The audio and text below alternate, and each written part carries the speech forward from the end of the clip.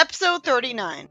I'm not looking forward to this at all because, based on the title, it's just going to remind me of how horribly off the Chaotix are outside of Archie, where they're actually respectable characters. They're heroes, where Knuckles is friends. In the games and X, they're just stupid comedy characters, which is not necessary. A guy panics because a house lands on his house, and someone tells the president that some buildings have landed in mystic ruins, and some flickies have shown up. This is so arbitrary! It's not like Sonic was on Mobius and used Chaos Control again. That's dumb! Chuck assumes that the president and secretary plan on dealing with the new alien arrivals. I like how cynical he sounds about it. I'm cynical for a different reason. It's obvious that the only reason these Sonic elements are appearing is the meta one of, it's still a Sonic show, but it's set on Earth instead of Mobius like it should be, so they have no natural way of justifying their showing up from another world. That's why it's a problem that it's set on Earth. It just can't work naturally. At least Penders explained that the barriers between zones were weakened by the Ultimate Annihilator, and Fleetway explains that it happened because of Eggman trying to fuse Nazar Mobius to rule the worlds. Here there's no explanation for why the barriers between zones are weakening. It's just dumb, and it's very off-putting that there's no explanation for it. Worst of all, I don't think these Sonic elements are going to factor into the plots of the later episodes. Rouge tries to psych out Knuckles, saying that the authorities will turn on their kind, and scares him by saying they might end up alone together. I love how furious Knuckles is about the idea of being locked up with her. I really hate how whorish her voice is, but I love how teasing she is. That's why I loved her in SA2. So I'm torn. Chris is worrying that the government will turn on Sonic and lock him up. Just comes off as clumsy foreshadowing to that actually happening. Though I'm only really assuming this because I've read the X comic where it was referenced that this happened. But it does make sense in-universe because Chris already saw that Sonic was arrested in the SA2 ripoff and cried about it. And he's had abandonment issues, being clingy with Sonic for a long time. So he'd be worried about that, in the same way that Sally's always been scared of Sonic dying. I was shocked at how awful Vector's voice was. Wow, that was awful.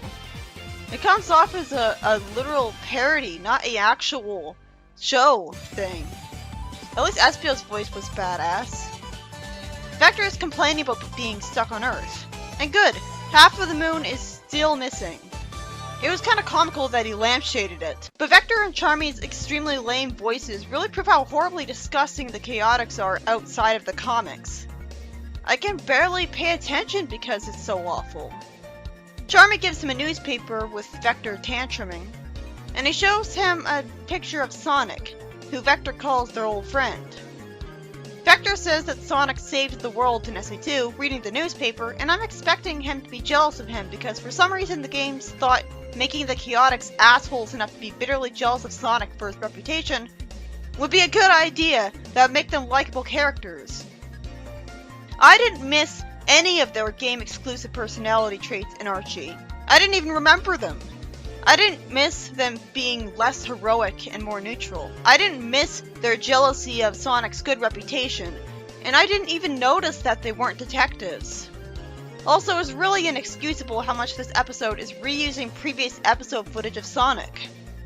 We didn't need to see Sonic rescuing Cream. That really took me out of it. I hope this won't be a clip show episode, and I hope most animes aren't like this, where they reuse episode footage a lot. Because no other Sonic show is like that. Yep, Vector's jealous, and Charmy even lampshades this. I really didn't care about all this recycled footage. Vector brags about himself and says that he's a softie at heart. We'll probably never see that, but doesn't want people to know that. Charmy and Espio break the fourth wall by telling the audience their names and bragging a bunch. Wow, I never thought Sonic X would commit the horrible crime of breaking the fourth wall. Aside from a few times in AOSCH outside of the Sonic Says segments, that's never happened. And it's really jarring that it happens here. Something gets launched into space and it's a missile, which is heading for the moon. And the president is told about it. He says that Eggman's on the TV phone. There's a TV phone on Earth? Just call it Skype. Eggman says that he wants to mend the moon for him free of charge. Awesome! I actually suggested that maybe he did that to repair the moon in the games. He's obviously just doing this for good PR. I heard about this plot of Eggman's earlier. This is pretty brilliant. I mean, of course he wouldn't want to keep the moon like that. The moon gets fixed because he puts a metal shell around it, but the moon doesn't look the same as it did before. So no, that doesn't solve the problem with continuity, because you still have the problem where it has to look like half metal and half moon from now on for continuity's sake. I would rather have him fix the moon by making it look like a full regular moon, at least on the outside. Worst case scenario, you could have him take apart half of another moon and fuse it onto this moon, and it looks the same as before. Vector is tediously teased, and he says that he thinks Sonic's behind his friends being sent to Earth. You know, it's sad because logically, he should be right. It'd be much more convoluted if he wasn't right.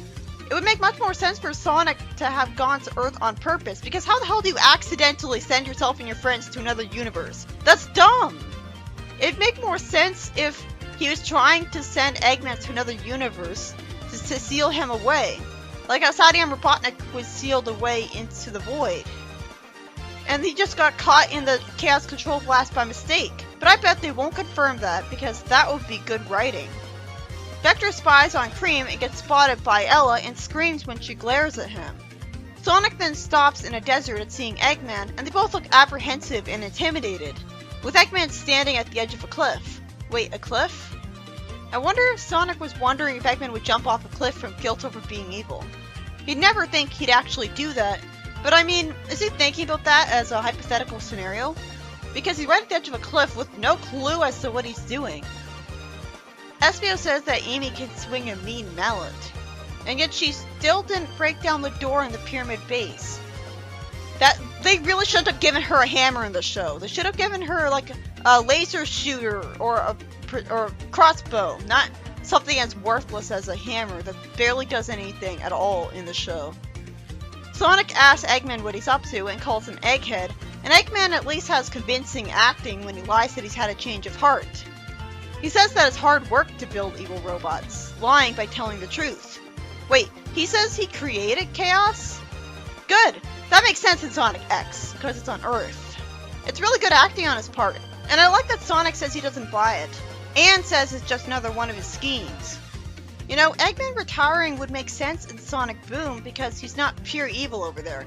Tails tells Chris that he's never seen the Chaotix before in his life. And Vector plans on kidnapping Cream. Wait, what? And he calls Ella a bodyguard monster and tries to get Charmy to threaten her, and they start fighting. This is so dumb. This is the definition of stupid. This is a disgrace to the Chaotix's characters. It's sad when even Ken Penders wrote them better. I never had a problem with them there, aside from hating Vector. Sonic is accused of kidnapping them. Vanilla shows up out of nowhere, and Vector has a crush on her. Really? I love that idea, but I thought that was just in a fanfiction. They do a great job of making it heartwarming that Cream reunited with Vanilla. They had it take a while, and played some nice music as they hugged with an anime background. But that doesn't change the fact that she just got her mother handed to her instead of earning a major victory.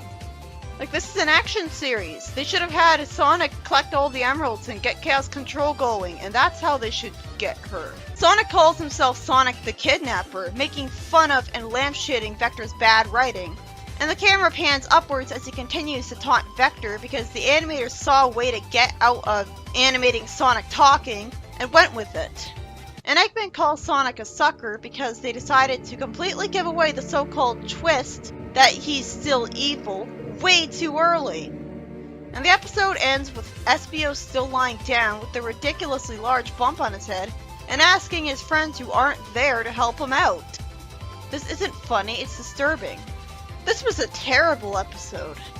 Even if I do love the brilliant idea of Eggman fixing the moon to gain people's trust, though it better look like the actual moon later on, with good explanation, because that metal shell is off-putting.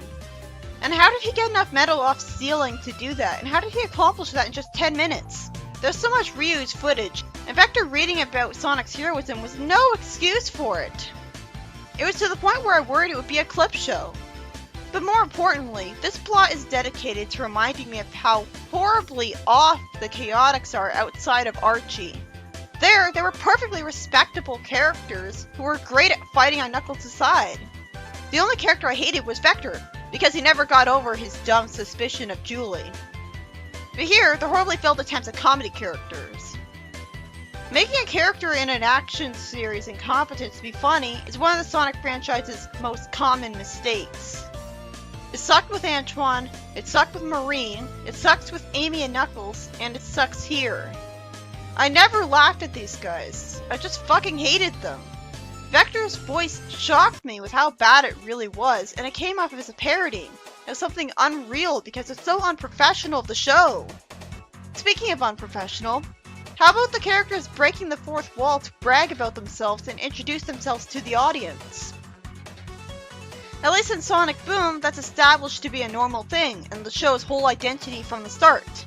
That's what they're trying to go with for the show. Even if I don't approve of that. I don't think they should be targeting that kind of audience. I'm surprised that kind of audience has the attention span to even care enough to watch an entire TV show and dedicate themselves to caring about another continuity than the games. Sonic Boom is more about fourth wall breaking and not trying to care about getting you invested. But here it's just jarring. Everything about the Chaotix here is jarring. I've been so used to the Chaotix from Archie and Fleetwood, where they were respectable heroes, that I can't stand their expected standard characterization anymore. Not even Espio is portrayed completely seriously, and he's supposed to be the serious type. Why have a serious foil and make fun of him too? That destroys the whole point then. Why have all three of them be comedy relief? The Chaotix here are a neutral detective team with a bitter jealousy of how Sonic's got a great reputation. I used to find their unique gimmicks from the games interesting. Now I just find them unlikable and pointless because I've seen how they are in Archie, and how the lack of all those elements makes them more likable. I've seen how they can be fine characters. Archie makes up a huge chunk of their history because there's so many issues. And I like them better there because they're genuine heroes. And they're respectable because they're not being failed attempts at comedy that tries so hard to be funny and fails because it makes no logical sense. You had no reason to believe that Sonic kidnapped people. That's not funny, that's bad writing. And Vanilla had no justification for showing up. Neither did the Chaotix. There's no Ultimate Annihilator weakening the barriers between zones or anything. I'd rather have them be respectable heroes than absolute trash like this. Maybe if a person laughs really easily, they'll like their portrayal as comedy characters because they're comedy characters. But I just found this a boring and tedious episode where there's shockingly no action whatsoever. Usually Sonic fights a giant robot once an episode. For once, deviating from the formula was a bad thing.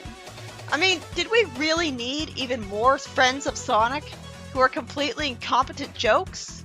Sonic X doesn't suck because of Chris. It sucks because it's everything that sucks about modern Sonic. Not only is there a shift away from the vital focus on action that makes Sonic good in favor of failed attempts at comedy, which just creates a boring void of dullness in the process, but Sonic's overpowered and all of his friends are incompetent. Literally all of them. Not even Tails is worthwhile. They barely get to do anything and are completely pathetic when there's so many more of them around. This kind of portrayal of Sonic's friends is part of why some people hate them. Because here, they really are Sonic's shitty friends, when they could be so much better. The hate would be so prominent if most of his friends were at least half as useful as he was. In Archie, Rotor was useful like 71 times. Instead, they're just useless comedy characters, which only helps to prove that the overemphasis on comedy is killing modern Sonic. It makes me long for the days of the older cartoons because at least they had a smaller cast. So it was more forgivable that there were a few characters who were incompetent and Sonic was way more important than them. At least AOSCH kept it simple with just Sonic and Tails. That show is admirable compared to this. You can be funny without being horribly off with the characters, just look at Fleetway. I laughed a lot because of how silly it could get with its light-hearted stories and Sonic's sarcastic lines. And it had Amy and Tails be so useful that I gave up on listing all the times they did stuff because there are too many for me to count. Here, I might as well make a list of all the times Sonic's friends weren't useful.